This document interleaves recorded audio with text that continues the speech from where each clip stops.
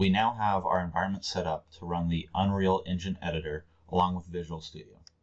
If you're on Windows 7, you'll need one final step in downloading additional SDKs for Windows 8 and Windows 10 compatibility. Now let's jump into the editor and launch Unreal Engine.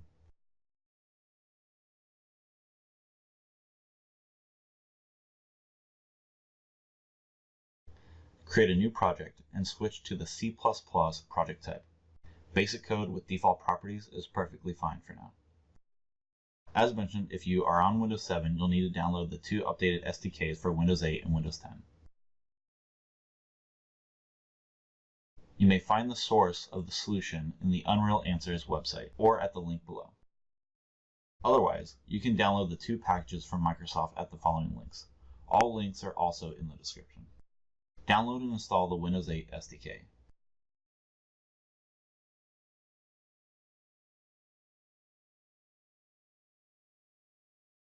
Once installed, download and install the Windows 10 SDK.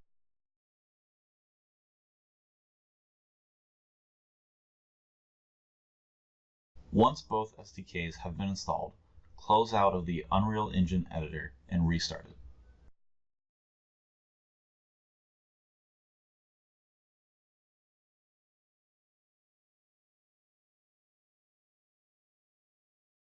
Once we are back up and running, select the C++ tab again and pick First Person. Again, defaults with starting content is just fine.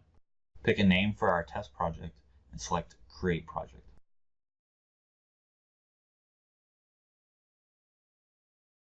Now, the Unreal Engine is going to utilize the tools available via Visual Studio and compile all the project's source code, as well as launch an instance of Visual Studio to which we can edit the project source code with.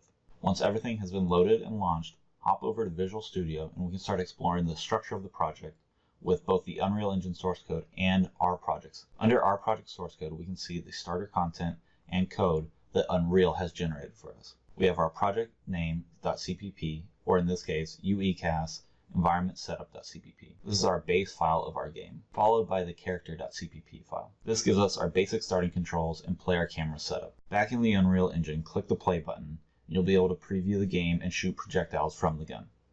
Now that you have everything set up, we'll jump right into developing with Unreal and get familiar with C++ development in UE4.